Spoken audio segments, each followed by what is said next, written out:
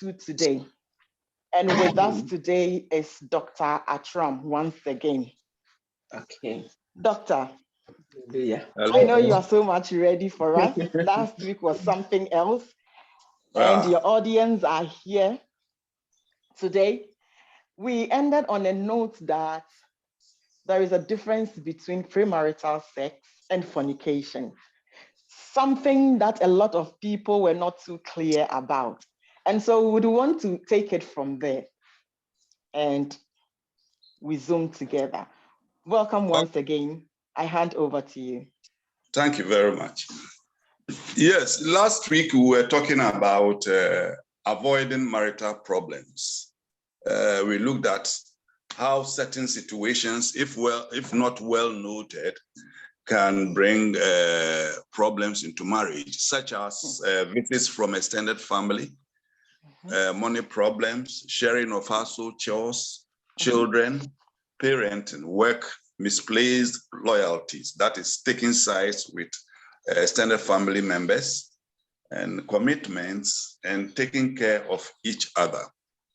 Exactly. During question time, a question was asked about premarital sex. Yeah. And it engendered a lot of conversations. Today, my responsibility is to continue with that conversation, right, so that we can draw a curtain on it. I stated the other time that premarital sex need not be controversial if an understanding is made of what it really is. And also if we avoid certain myths and certain attitudes towards issues relating to sex. I will start by giving an introduction to what I intend for us to do, and then leave the door open for various suggestions, opinions, comments, and ideas regarding premarital sex. Because if it is not to exist, it will not be there. It is there. Exactly. And so, let me give a historical background. Premarital sex has existed for as long as mankind has been in existence. And research shows that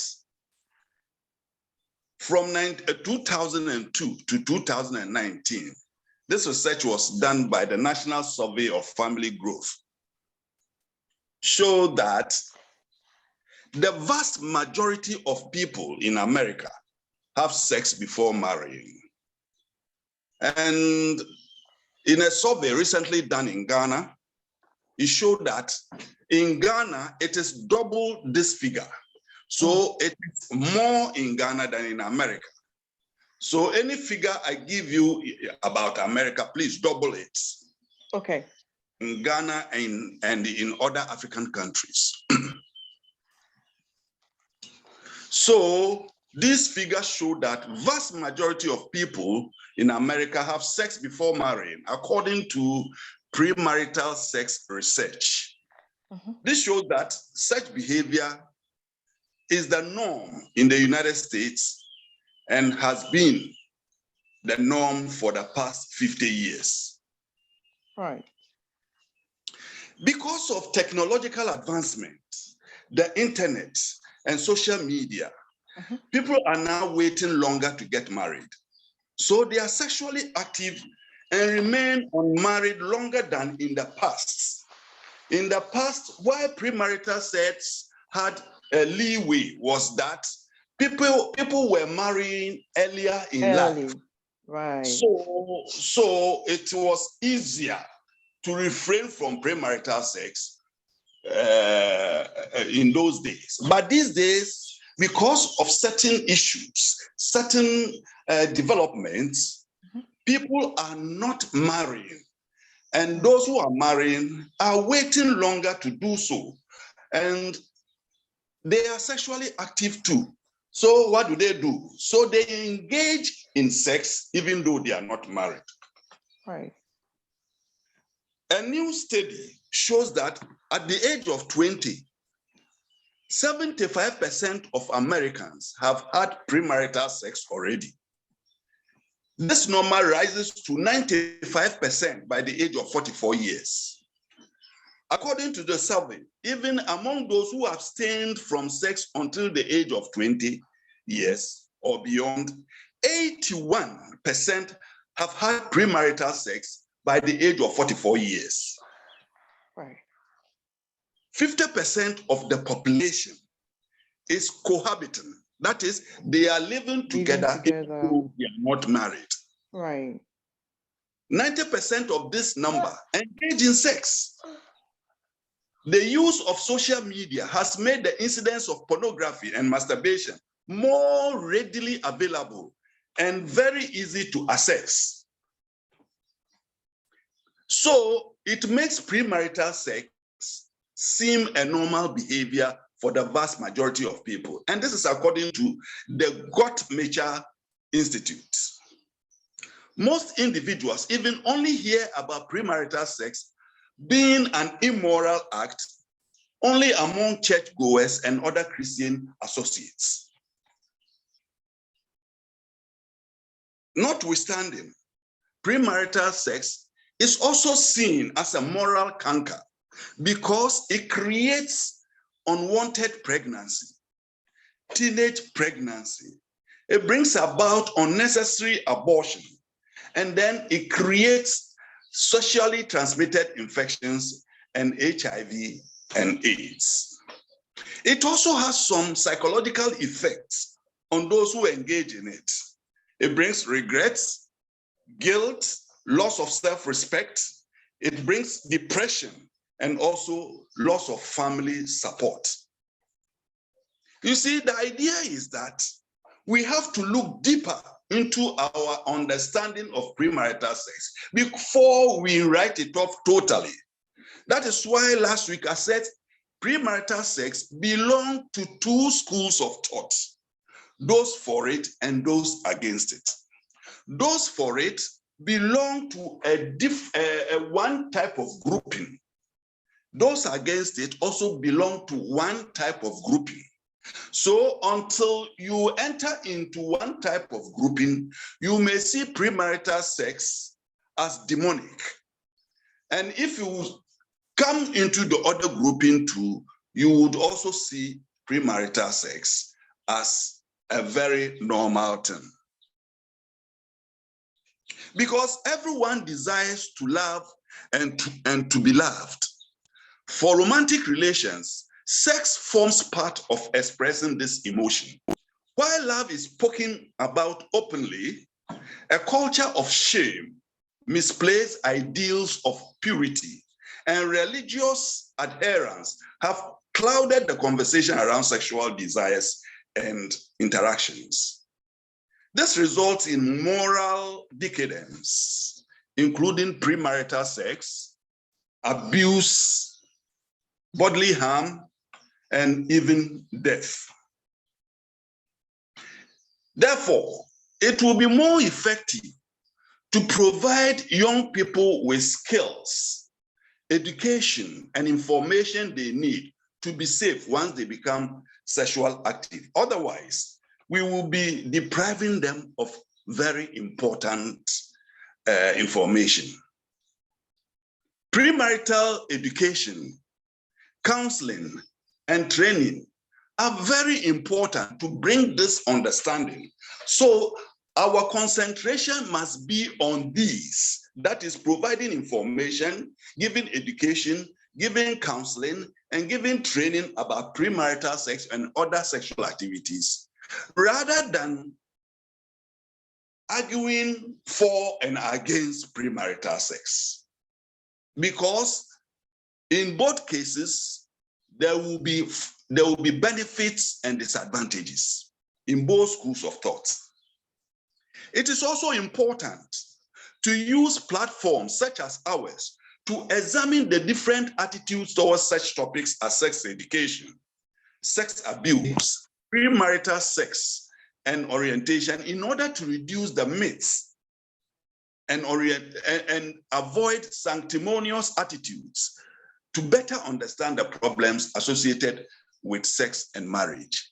In this case, there will be fewer problems in society, which would also go to affect fewer problems in marriage. Thank you. I want to end on this short note so that we can have more time to discuss the issue that we left undiscussed last week. Thank you very much. You are most welcome. Wonderful people. So this is the CS show, and last week we discussed avoiding marital problems, and one of the issues that cropped up was premarital sex, exactly what Dr. Attarm just enlightened us on. And so if you have any concerns, you can put them across. And Doctor, on that note, I would want to ask this question. Yes, now, would you say, therefore, that, just because we have two schools of thought, would you then say that it will be better if, let's say, I belong to the school that says we should not engage or indulge in premarital sex, we should some way, somehow leave a small room for the unforeseen, so that in case it so happens that we are getting closer to having premarital sex, then that wouldn't be a problem. It would not affect us psychologically. Would you say that? I would say that. I would say that. You see, because you see, I did a Pew survey. I think a year or two ago, a Pew survey with a youth of a church, and I asked people to show by hand a church that believes that premarital sex should not be practiced. And I said people must show by hand people between the ages of 18 and 25 that, first of all, do they have boyfriends? And then 90% raised their hands and said they have boyfriends. And I asked, how many of them are married are married in the group? None had married because they were still exploring. And that goes to affirm the fact that people are waiting longer to marry, or people are not coming earlier to marry people. And I asked, how many have had sex even though they have not married? And the whole 80% said, yes, they have had sex. So this is something that we don't just brush away like that. You see, they've have.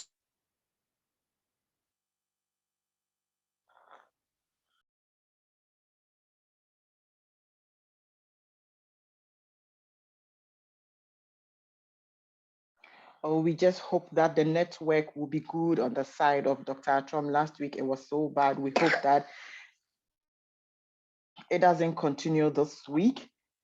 But if you are just joining us, we are discussing premarital sex and as to whether it is good for us to indulge in such or not.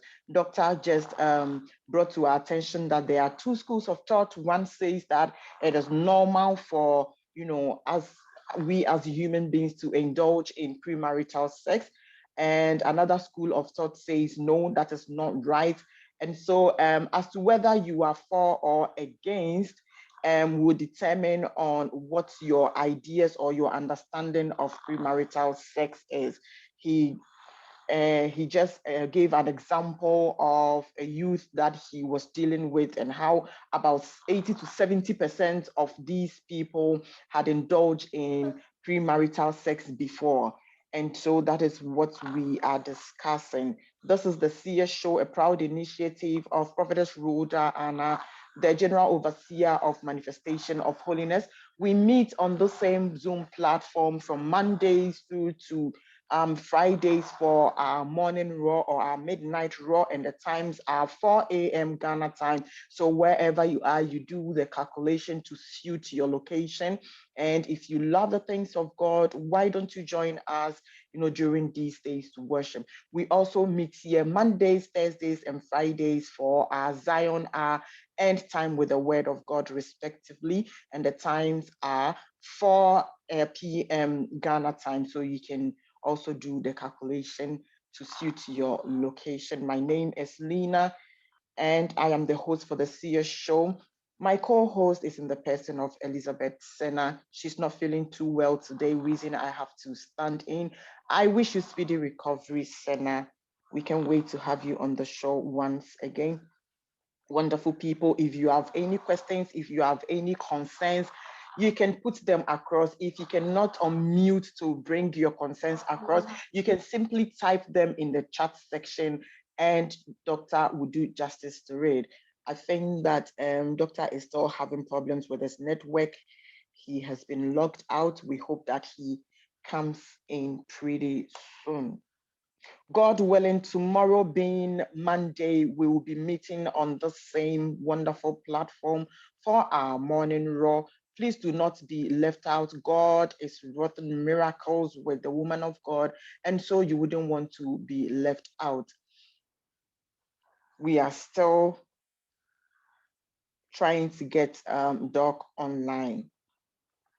Last week, some of the things that doctors, enlightened us on regards some of the problems that we come across in marriages were lack of physical touch. One of the reasons why, premarital sex, popped up so much. He said that sometimes some of these problems come up because at most after 2 years of honeymoons or after marriage, 2 years after marriage, then we realize that the intimacy that we had for each other is no more there.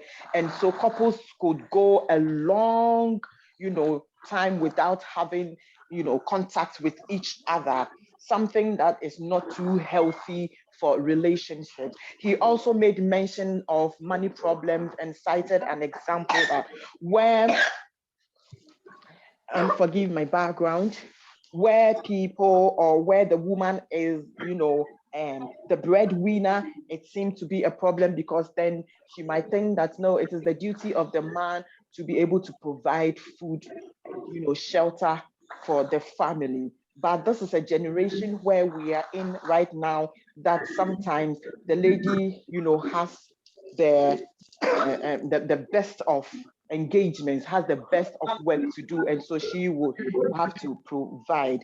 He also made mention of division of house chores, how we can divide the work in the homes, taking care of the children, doing the laundry, and then cooking. We could share these responsibilities. We shouldn't leave it to one person. The woman should not say, I am the only person who goes out there to work and bring money to put food on the table, and so you are the only person. The man is the only person who is supposed to be doing the dishes or who is supposed to be doing the laundry. We could share the work amongst ourselves. The man should also not say that because I am the head of the house, I would sit downstairs and do nothing for the woman to take care of the children, take them to school, come cook, and do everything that we have, so to speak, in quotes, assigned to women to do. Let us, as much as possible, give helping hands in all aspects of our daily lives. He also, the next one has to do with parenting, which I inculcated in the division of, the house chores. So you don't say that the woman is the one who carried the baby or the child for the entire 9 months. And so she is the only person who is responsible for bringing the children up. The man has a role to play. You, the woman, should also not say that because the man is the head of the house, he is the one who is supposed to bring the children up in a certain way. It goes on and on and on. And he mentioned of taking sides where probably the woman, instead of, siding with the husband, might want to side with her extended family members or her mother or father, so that it brings about all kinds of problems. Doctor is back online and he's going to continue from where he left off. Doc, you are welcome back. Yeah, I'm very sorry. Over here, I live in a valley and a small thing, and then the network goes off. So sorry. Next time I will go to my office to do this. And sorry. Yeah, That's as I was saying, acceptable. It happens sometimes. As I was saying, I agree with you that we should leave a small window rather than condemning it outright on one hand and also indulging in it totally on the other hand. You understand me? That is taking premarital sex as a norm and thinking that there's nothing wrong with it, or condemning premarital sex totally, that there's everything wrong with it. Instead of these two notions, what we must do is to leave a small window for education, for counseling, for providing information and reviewing research data so that we have a better insight into the phenomenon. It is very important, and I agree with you. Thank you very much. My next question is going to be put this way. Would you say that society is part of the reason why premarital sex is on the rampant? I mean, if it is happening, probably it is becoming, so often. Would you say society is part? Because let's take, for instance, there is this young lady who is in probably her 30s or her late 20s, and society is, when are you getting married? When are you looking for a man for yourself? When are you bringing forth a child? These pressures coming up. And so she thinks that the ultimate is for every woman to have a child. And so whether I am married or not, probably I should hurry and go in for a baby. Would you say that society is part of the reason these things are on the rise? Yes, I would say society, but not wholly. The point is, having a child outside marriage is not the norm. You understand me? It will not solve the problem. Because I'm an advocate for fatherhood. In fact, I have a book written on it. I have a book that I wrote.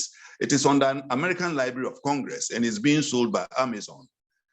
It is about fatherlessness and the ills of fatherlessness. Because a child who has no father may turn out to be a psychologically bankrupt human being when he grows up. You see? So it is not very good for a woman to say that society is pressurizing me, so I'm going to have a child. That doesn't solve the problem. You see? There are things happening around us that are not making marriage palatable. Let me say it that way. That are not making marriage palatable. This morning in my class, I had a class, my counseling class, and one of the clients was telling my student that he engaged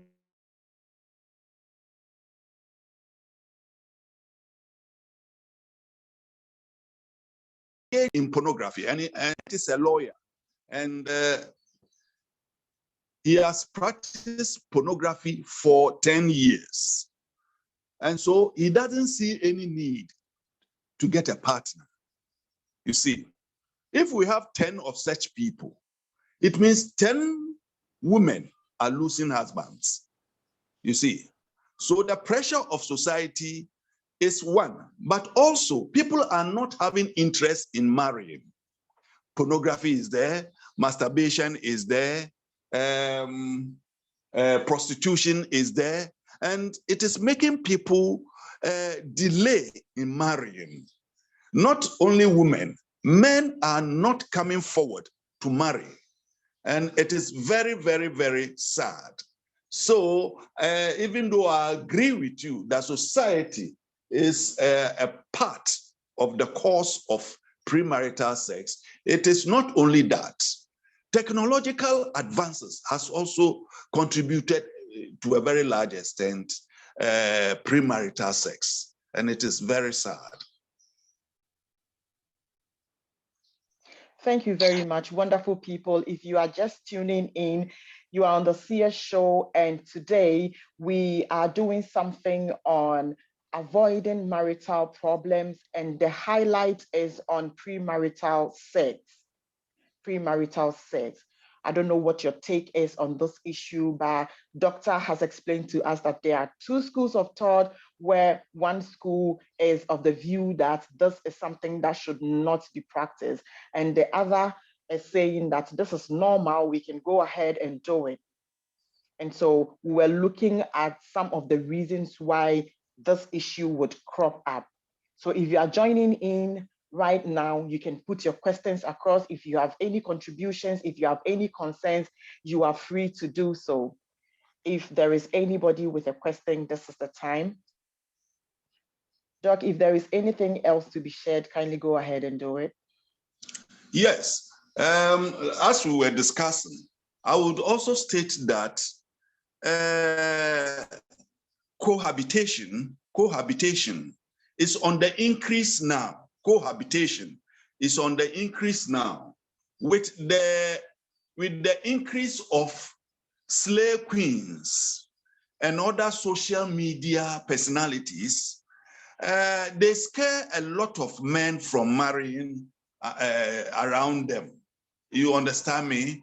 Very few men will be interested in marrying slave queens, and many men also, from questions you ask, from answers they give to questions that you ask them, they will tell you he wouldn't want to marry a slave queen who has publicly exposed the body for everybody else to see, and so on and so forth.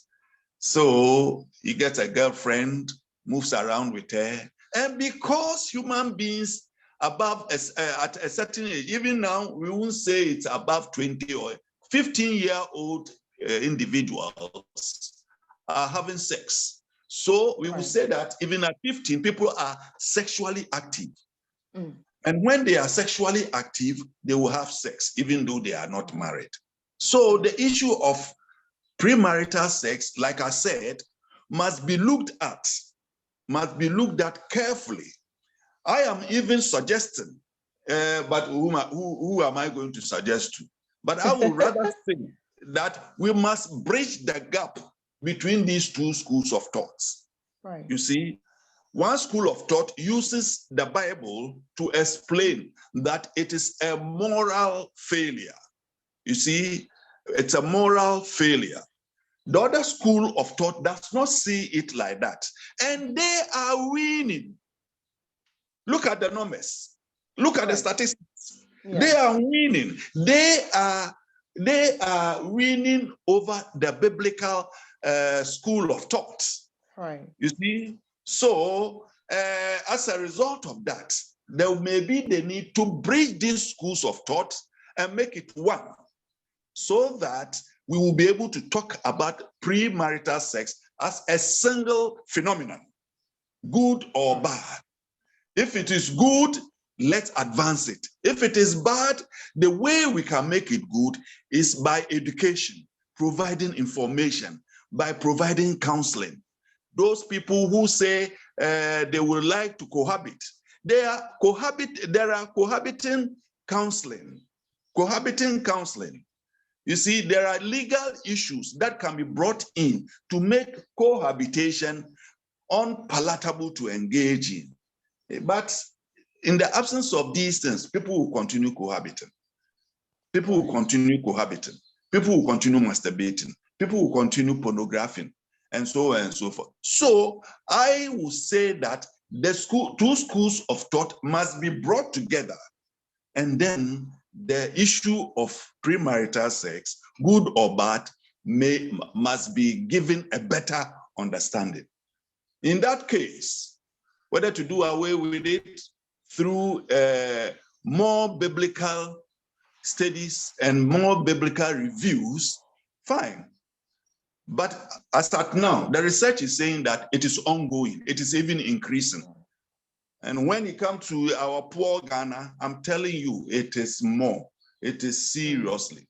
It is seriously. I wouldn't want to say this, but just this morning, I went for my nephew's naming ceremony, and we went there. They were charging us. We have something here we call domufar. And they were saying they won't allow us to name the child until we have paid that charge, because he got the girl pregnant. It's premarital sex. Yeah. So it's important that we do something about it to bring a better understanding of the phenomenon. Right. Right, such an interesting topic. So, Doctor, one of the things that I still haven't gotten so much understanding on is the difference between, because last week it came up, the difference between fornication and premarital sex. Would we say that it is premarital sex that brings about fornication, or would we say it is fornication that brings about premarital sex? Which way? You see, both are the same, but there's a difference between premarital sex and fornication. You see, because in certain religious associations, they box them together and say they are one. But in many jurisdictions, there are two different issues. And I will explain. In those jurisdictions that say that there are two different issues, they are saying fornication belongs to the group of people who do not have any intention, who haven't thought of any intention to marry. Right. Like if you take your Bible to a secondary school trying to teach them about fornication, yes, that one, it will be better understood that they are not married and they should not have sex. You know, that is for adolescents and other people. I don't want to mention this, but a very prominent church states that fornication is like adultery and premarital sex is not, because premarital sex is not a marriage sex. You understand me? Yes. They say fornication can be likened to adultery. But premarital sex cannot be likened to adultery, because God has plans for our bodies. Whether you are a youth, whether you are a married person, whether you are a divorced person, whether you are a separated person, whether you are a widow or a widower, God has plans for your body. If you misuse your body in all these jurisdictions, you have committed adultery. You have committed adultery, and that is fornication. How would you term a widow who has remained single, having sex, as engaging in premarital sex? It's a widow. The partner is dead. Right. Rather than saying that is premarital sex, that one we count it as adultery. Or fornication. Right. You get a point now? Yes. Yes. It all boils down to your body being the temple of the Holy Spirit, and you should not abuse it. So there is a difference between fornication and adultery, depending on the jurisdiction in which you are. Right. Our body has different need to the Holy Spirit. So if a widow is having sex, is he committing adultery? He's not committing adultery. He is fornicating. Because if he wants to have sex, he should go and marry. The same way, if a youth is having sex, he's committing fornication. But on the other hand, premarital sex is for people who who can marry, who want to marry, who have gone to premarital counseling, want to marry, and either they are hot with emotions and they want to have sex, or they have other reasons to have sex and they engage in that sex. But unfortunately, we have boxed all these things together. The moment somebody is not married and he goes to have sex, we say he is having premarital sex. That is what I'm talking about all evening, that there is the need to provide the proper education, the proper information, and if possible, counseling for people to have an understanding on it, than to boxing them into one compartment. Right. Then comes my next question. I don't know if anybody has one yet, but I haven't seen any hand up yet, so I would go ahead. And so people get married traditionally, and then these days, some churches will say you have to come to the altar, you have your white wedding, so to speak. And so a lot of people who, who might have even had their premarital sex, or, whichever way we put it already, are now going to the altar as if nothing has happened. Now, would we say that those who have not gone to do this white wedding are having premarital sex, even though, because I know some churches where when the family has met and every traditional rite, has gone on what we call it engagement, we have adapted the word from the Western world and we are saying engagement. We have done the traditional marriage and everything. And then the church is saying that, good, you have done the traditional marriage, but until you come for, the white wedding, you are not permitted to consummate. Would we say that is a premarital sex, or we are indulging in something that is ungodly? Okay, like you said earlier on, we have borrowed a name and made it engagement. Right. So have we borrowed a name and called it wedding in the church. So you marry a girl, you marry her family. And when the family act as witnesses, and you do the traditional, these days they call it traditional wedding. You do the traditional marriage. From my point of view, you can consummate it in the marriage. You can consummate it. And it is never a premarital sex. She is your wife. You are married her. So for the negative aspect, for the negative thinking of other people about premarital sex, if anything should happen, she is your wife, and you will not separate from her if those things they think about premarital sex should happen.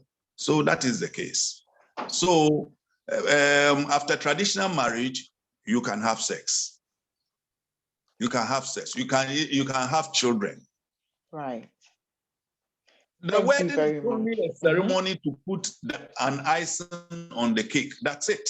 Right. Because traditionally, you have wedded a person. And so that is it.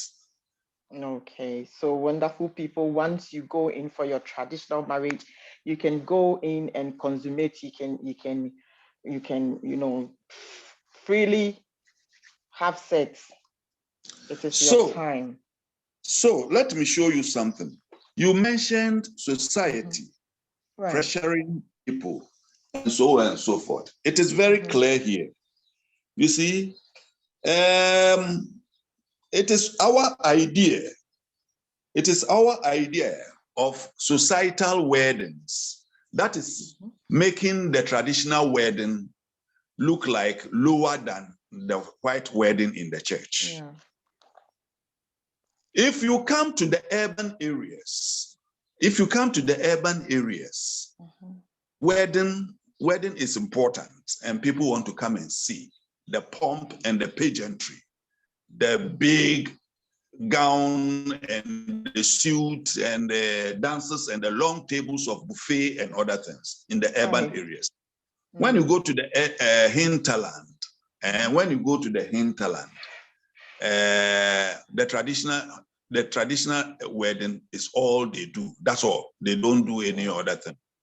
And you can consummate it after that. I remember a situation whereby an uncle supervised over his niece's traditional wedding. And the next week, they brought a car to take him to Accra for the wedding. He said, what wedding again? We have already done this thing here. That's the end of it. So that is it. Yeah. Society put pressures on us to do things that we don't need to. Yes. And these days, I think that the church is one reason why people are spending so much money, for all those decorations and all that because the church is saying that if you don't come to the altar, and one interesting thing is that once you have done the traditional wedding, you get to the church room and they ask if the man has performed all the traditional rites. So until you do that traditional rite, you are not even permitted to go and have this icing on the cake. So that is it. Right. That is it. Yeah. That is it. So wonderful people. Dr. Attarm is here. I don't know what your questions and concerns are. We still have some more time. We have about 16 minutes. And so if you have any concerns, if there is anything, baffling you, if there is anything you want clarification on, Dr. Attarm is right here. He would want to address the issues for you. And so you are permitted to unmute yourself. Otherwise, you can put your concerns in the chat section and he would address them for us. Doctor, before any questions come in, what is your final take on this? Yes, my final take on this is that we have already looked at the various things that we can do to avoid marital problems. Right. We have already come to an understanding that whether or not premarital sex is good or bad, all we need is information on it. Right. And then if there's a need to make changes, we can counsel ourselves with the understanding that we have gained. And that it is very important that we start thinking about bridging the two schools of thought so that we can have only one school of thought to make premarital counseling a very important aspect of sex education and other things. Listen, we talk about dating, we talk about courting, and then we talk about engagement. And these days we talk about traditional wedding, and then other people to carry it higher to wedding. These are all part of the process to bring out a lasting marital life. Should a person decide to enter into this process, he must first of all have a better understanding, a better insight, a better education about it. Because more often, I'm telling you, we take marriage for granted. We take marriage for granted to the extent that this is how my brother married, and so I'm going to marry like that. Forgetting about the fact that even though he's your brother, you have different traits. Even though he's your brother, you have different temperaments. Even though he's your brother, the woman you are going to marry have different parental upbringing and traits and temperaments. So we don't need to take marriage for granted. Rather, we should gain education about marriage and sex and be able to carry it out into our marriage so that it becomes a lasting endeavor. I used to tell people, listen, when you go to the church, for better and for worse, that thing is written in a book and they read it out to you. Me, when I am contracting a marriage, I don't say those things. I will tell you what I have counseled you about and seen about you, whether you are fit for marriage or not. And then I will bless you on it. I will tell you to go because you are capable of living a very long marriage, a long-lasting marriage. So we don't have to depend on pomp and pageantry. We need to depend on the mood, the cognition. That is the belief system of the person. We have to look at the behavior of the person so that we can have a lasting marriage. So whether premarital sex or not, marriage must be a lasting endeavor. Otherwise, it's useless. And remember, it was the first event instituted by God himself. And so if the first institution has failed, then everything in our life has failed. Right. Right. Doctor, last week in your submission, I heard very well that you gave an analogy that people who normally engage in premarital sex are likely to stay in the marriage, for quite longer as compared to people who might not have had, a taste of it. Yeah, what I was saying was that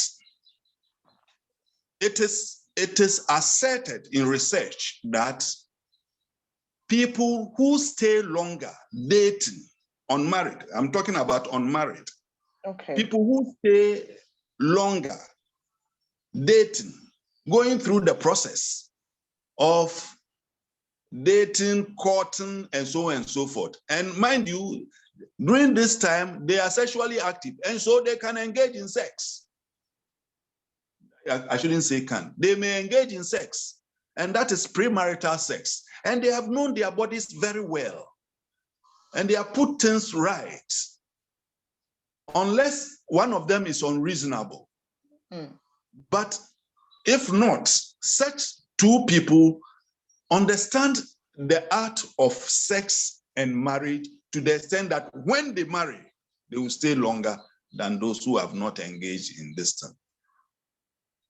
Lena, listen, if somebody is marrying somebody and you go ahead and marry, you are in America. I will show you an example of something that happened sometime. One of the Jonas brothers married somebody and they divorced. Why? Because the lady said she had never slept with him before. Not that they have never had sex, but even sleeping on the same bed with him before. And when they married, the honeymoon day, he was snoring like a goat. He was snoring. And then the girl is afraid of snore. So she separated.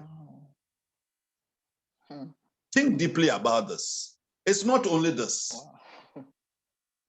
Another person has said that she didn't the body odor of the partner until they married. So exploration of each other to some extent bring familiarity, unless the person is unreasonable.